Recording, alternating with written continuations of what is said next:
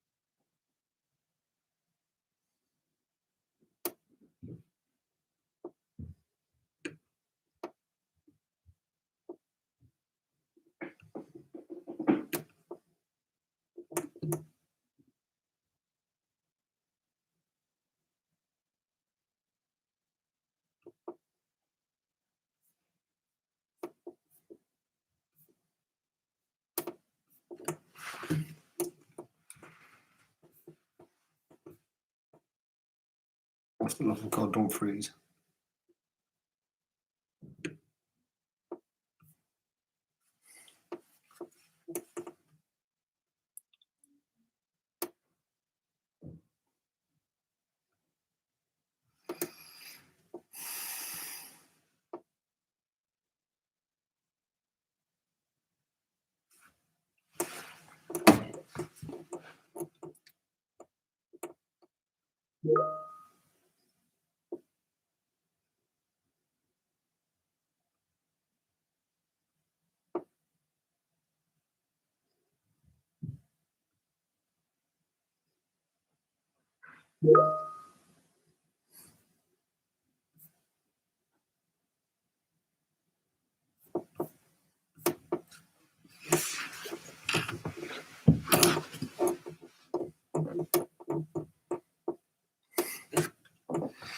If anyone has any questions, feel free to type it in the question bar, the comment bar on the bottom.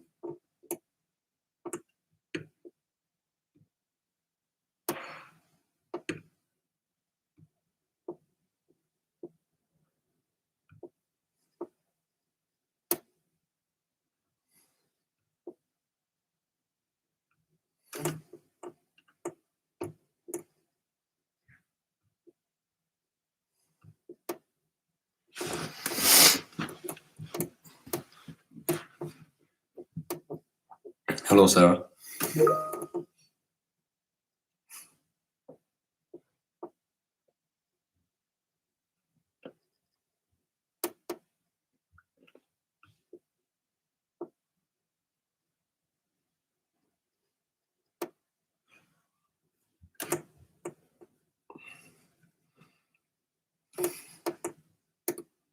So you have seven people watching. If anyone would like to ask a question, please feel free.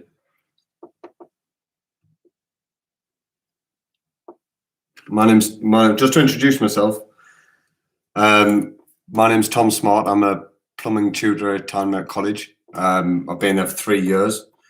I'm going to answer questions on behalf of the construction department, so I'm hopefully pretty clued up. So if you have any questions, please ask.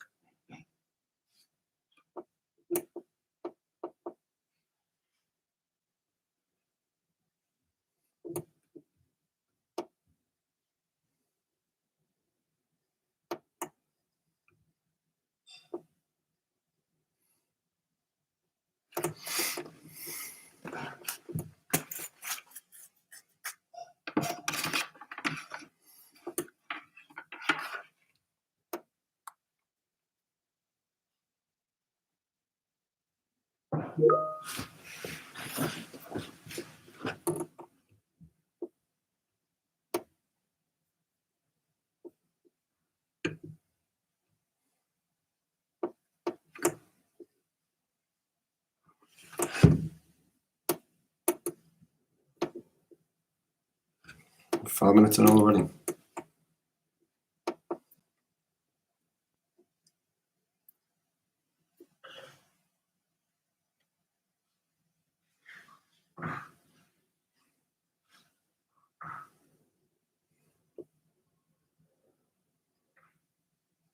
So we have two more there logged in. If you have any questions, please type them up on the sidebar.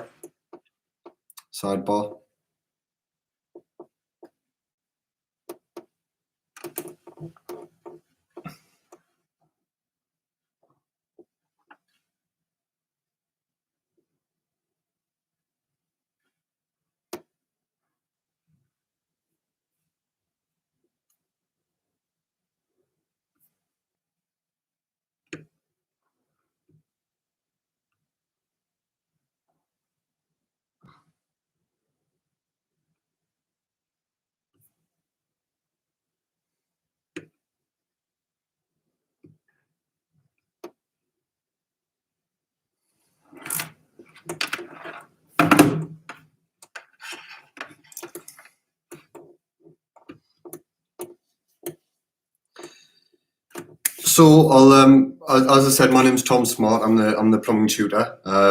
I currently look after the plumbing apprentices and I deliver level 1 plumbing. We run 2 full-time diploma courses, and that's the plumbing level 1. You then progress on to plumbing level 2. We also run a plastering course at level 1 and level 2. We're in dry lining. It's similar to plastering in that it's the finished product that you have in a house. It's just that most new builds, the vast majority of new builds now, if you live in a Persimmons home or a George Wimby, something like that, they will have a dry line finished wall rather than a plastered wall. So there's a really high demand for that at the moment in the UK, especially if the government create any incentives to build any new houses. We run the electrical diploma course runs in a level 1, level 2, and then they also do a level 3.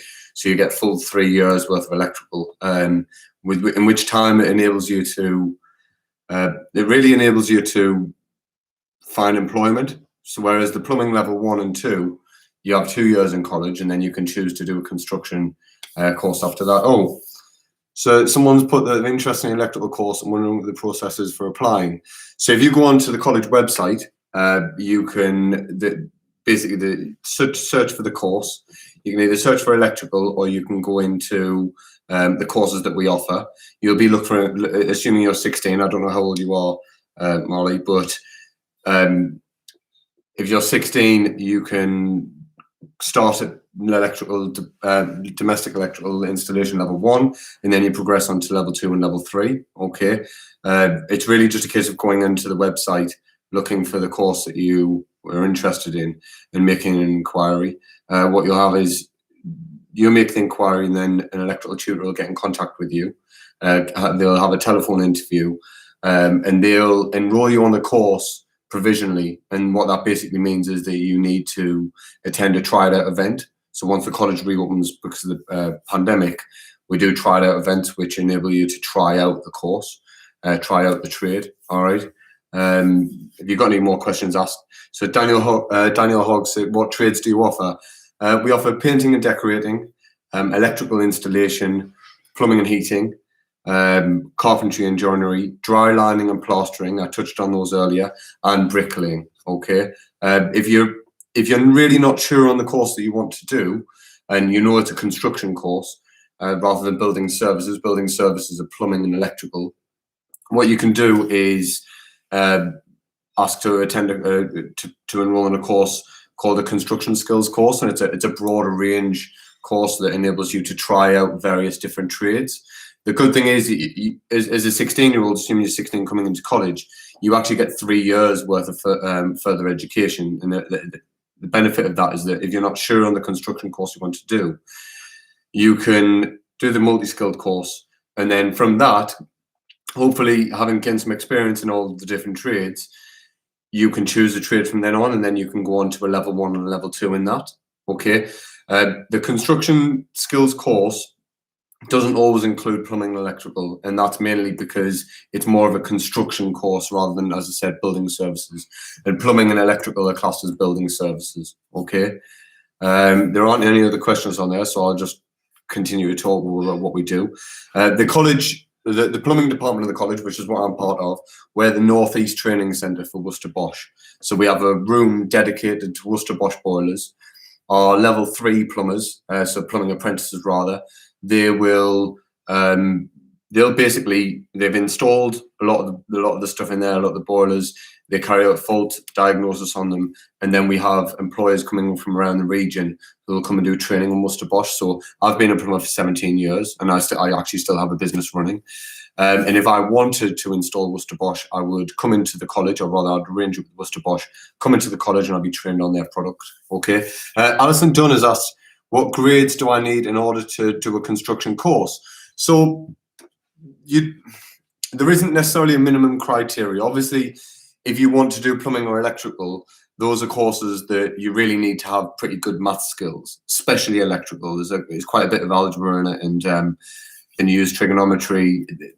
There's a lot of maths in doing the electrical course, and the same goes for plumbing, especially when you get on to level 2. But with regards to the other constructions courses, there's no minimum criteria as far as I'm aware to get onto a construction course. What you will expect though is if you don't achieve a 4 in GCSE, and obviously things are a bit up in the air with regards to the GCSEs. So if you don't get the grade that you'd hoped or predicted, and let's just say for the argument that it is a 4, you would be expected to either come in and do a resit of your GCSEs in your first year, or if you achieved anything from a 2 or less, you would be expected to do something called a functional skills qualification. The functional skills start at a level 1. In your first year at college, you do a functional skills maths or English level 1, and then you would go on to a functional skills maths or English level 2 in your second year. Okay. Now, if you don't get your grades, don't worry about it. All right. It's really difficult year for everyone doing the GCSEs at the moment, and we have every sympathy with you for you. But if you don't get those grades, you can still get into the college, and you should still be able to get onto the course you want. If you want to do plumbing and electrical and you got a lot lower than you'd been predicted, then we would ask you to do something called a BKSB, and it's a diagnostics course. And basically what it allows us to do is determine what your maths and English levels are. So even if you get after your GCSEs come in, for example, so sorry about that. So after your maths and English grades come in, you will come and sit another test in the college. So you should keep on doing your maths and English, keep on revising, keep on working on it, okay? Because when you sit that test, even if you don't get the predicted grade you wanted at GCSE, if you do well in that test, you can still get onto the course that you want to get onto, okay? Because that will give us a truer representation of where you are with maths and English. So somebody has asked, Sarah McDougall has asked, how many places are on offer at the course and when is the closing date? Actually, we tend to take people on up to and beyond, well beyond September. The first 6 weeks of the course opening, so the beginning of September, is a trial period that allows us to see how you are and you to see if you like the course. If you don't like it, then you can transfer over. So don't feel that you have to choose by September, okay? You have right up until September and beyond that. So don't feel pressured to choose a course. Come into the college and try out various different courses. You know, if you want to do plumbing or painting and decorating, for example, you can try them both and see which one you prefer. You get to meet the tutor and see if you click with the tutor. You might find that the tutor, you didn't really get on with them in the few times that you met them. And that's often the case, and that's a good thing for you, because you can then go on to a course where you really got on with the tutor on the time that you met them. Okay, so again, Sarah asked, are the courses full-time or do you offer day release? So they're classed as full-time, but they're not technically full-time if you consider how you are at the moment in secondary school. I'll give you an example of plumbing. So the plumbing level 1, my students are in on a Monday and a Tuesday. They'll then come in on a Wednesday or a Thursday, depending on which pathway they're on for maths and English. So the classes that you're enrolled on for maths, if you're in GCSE, that's a full half day a week. But functional skills is only actually 1/4 of a day. So it's like the early morning session, okay? So depending on which courses you're on with regard to maths and English, if you get 4s at GCSE, then you're in 1.5 days a week for the core subject, and then you're expected to attend another half day for something called independent study, which allows you to write CVs and look for jobs, and tutorial, which it's like a discussion about British values. Okay, so we talk. It's not just you're being kind of inundated with information. It's an opportunity to discuss different subjects, things that are going on at the moment. For example, you would be talking about the pandemic. You know, we talked about Brexit, talk about immigration, talk about British values and things like that. And that's part of the funding is dependent upon you attending those courses. So if you get your maths and English 4 or above, you attend college 2 days a week. If you don't, you will likely attend no more than 3 days a week. Okay, so it's certainly not a full time in the typical sense that you're in 5 days a week. You're really only in maximum 3 days. Okay. So are there any other questions? What trades do you offer? So I think I've covered those. If I haven't covered anything in enough depth for you, please say, can you elaborate on this? I'll talk about the departments a bit more while we're waiting for more questions. So the plastering department's pretty big. We're the northeast partner for British Gypsum. If you don't know who British Gypsum are, they are a manufacturer of plastering goods. Okay, they're based in the northwest, Carlisle. I think that's where everything's manufactured, and they distribute all over the country. They're the biggest manufacturer, right? They're a really, really big company, and we get pretty much all of our product from them with regards to different types of plasterboard, different finishes, render, things like that. We have a really good relationship with British Gypsum. Okay, so Alison Dunn asked, how long are the courses? So it depends what you mean by that. If you enroll in a plumbing level 1 course, that's 1 year. Okay, you then go on to plumbing level 2. And that's the case for all of the trades. So you do 1 year level 1, 1 year level 2. And if we're running a diploma qualification at level 3, then you would do level 3. Okay, and that'd be the 3rd year, especially for electrical. If you really want to do electrical and you haven't found an apprenticeship at the end of your diploma level 2, you can then go on to do a diploma level 3, which is 3rd year. And that gives you 3 years of trying to find an apprenticeship. And apprenticeships, I wouldn't say they're impossible to come by, but they're quite difficult. So that extra year really helps you get onto employment. Okay, and there are lots of different ways to get into employment. Every trade is different. So if I talk about my area of expertise in plumbing, my background is domestic plumbing. Okay, so I've worked in people's houses for 17 years, but you can easily work in commercial and industrial. All right, so there's a really broad range of areas you can work in. So if you do plastering, for example, you can work. I have a friend who works on the oil rigs in the North Sea, or did, and he would do fireproofing. So he would literally plaster fireproofing onto walls, right? And the skill you need to do that trade is from plastering, right? So there are a really broad range of different pathways you can take when you go into each profession. All right, so plastering, when you do a plastering course, you don't necessarily have to become a plasterer. And especially if you get to the end of plastering course at year 1 and year 2, you can then come into building services. So like I said, building services are plumbing and electrical. You can't, from bricklaying, do 2 years and then say, well, I still haven't found employment, but I know I want to do construction. So I will, I'll go into, I'll just drop out. You can say, okay, you can't go on. Sorry, I'm babbling here, but if you do 2 years of bricklaying and you haven't found employment, you can't then do plastering, but you could do plumbing or electrical, and that's because they're different specialist areas. Plumbing, electrical classes, building services, and everything else is construction. Okay, I've missed a question. So Sarah asked, how many places are on offer per course? There isn't really a limit. And the reason for that is once the class gets to a certain size, we split them in 2. And the reason we do that is because, and you'll have experienced yourself in school, having a class size of 30 or more is really, it isn't ideal, and it can be detrimental to learning. So rather than having a class size of 30, we would more likely have 2 classes of 15. So there really isn't a limit with, you're not going to necessarily miss out on getting onto a course. The only time, and I've been at the college for 3 years now, the only time that happened was electrical. And I don't believe that will happen again because we had an issue with the number of staff delivering. But that isn't the case now. We have, we're very well equipped at the college now. The construction department has enough staff to cover really any eventuality with regards to number of learners who want to enroll. Sarah again asked, thanks Sarah for asking all these questions, great. What is the split between practical and theory? Good question. So, and who are you assessed? So there is, at the moment, there's an end of unit assessment. So practical and theory is split 2/3 practical, 1/3 theory. And that's basically 1/2 day of theory and 2 half days of practical, or a full day practical, but it isn't necessarily going to be a full day. You might do a half day of one and a half day the next. Okay.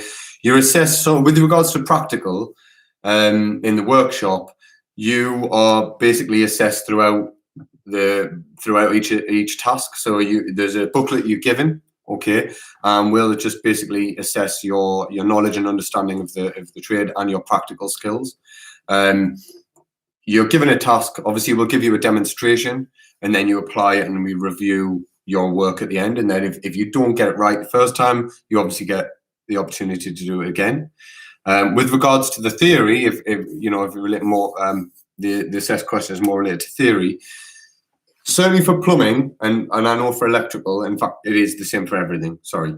But you will sit at the moment, you will sit various different assessments of each unit, and I'll explain that. So in plumbing, you start off on something called the structure of construction, Unit 101, structure of construction, and that basically we teach you about how construction, how the trade and the industry is structured.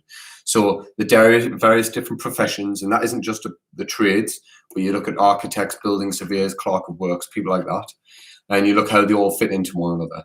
So you would spend around 6 weeks to 2 months doing a unit. It might be a little bit less than that, and then you'll have an endpoint assessment, okay, and that's basically a formative assessment at the end of that of the period. Where what time is it? So at the end of that period, where you do a test, and the tests are all different, obviously, but you would sit a test, and it's usually a paper test. And then I'm an assessor, so I would mark it and give you a back, or rather tell you where you went wrong.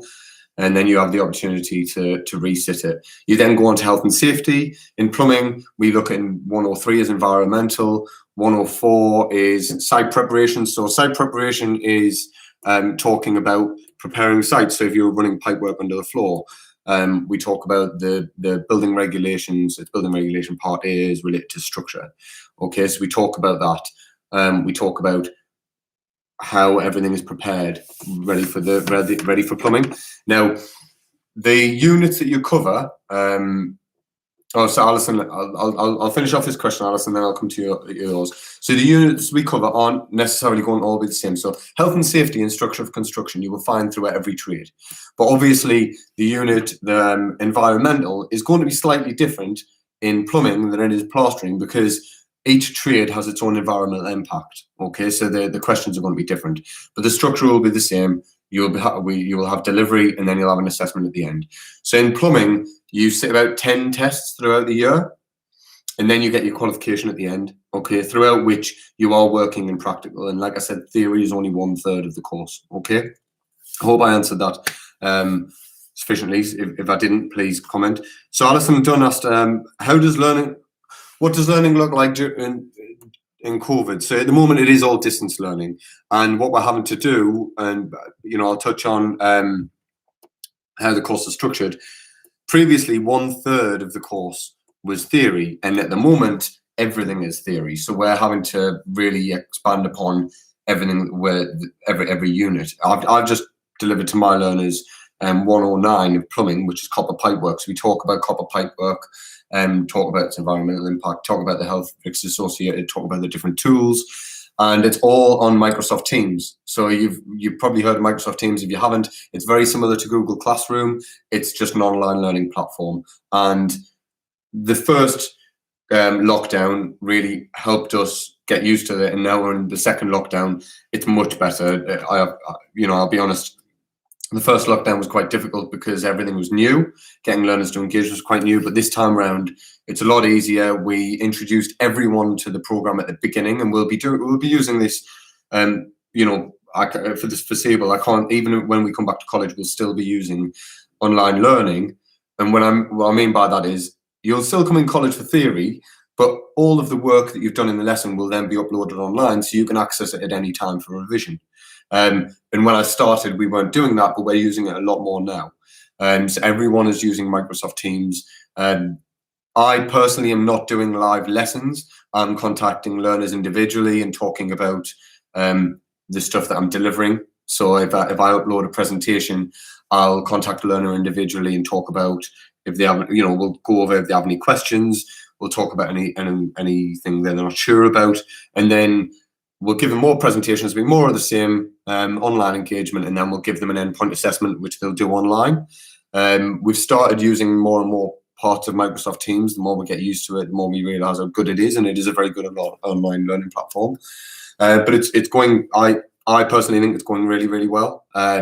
It's not ideal, of course, but online. I mean, under the circumstances, it's going really well. I'll look through any other questions. How many places on offer? Is the course available full time? Do you offer day release? Gone over that. How long are the courses? What is the split between practical and theory? How are you assessed? Okay, so I mean, I think I've come to the end of the session now. So it's about it's supposed to be 20 minutes, so I've kind of overrun. All right, so I'm going to end it. If you've got any more questions, please message the college. If it's about a specific trade, the tutor of that trade will absolutely get in contact with you. We'll definitely give you a call, okay? And we'll answer any questions that you have. All right. All right. Good luck with your GCSEs for however you're going to do them. Okay.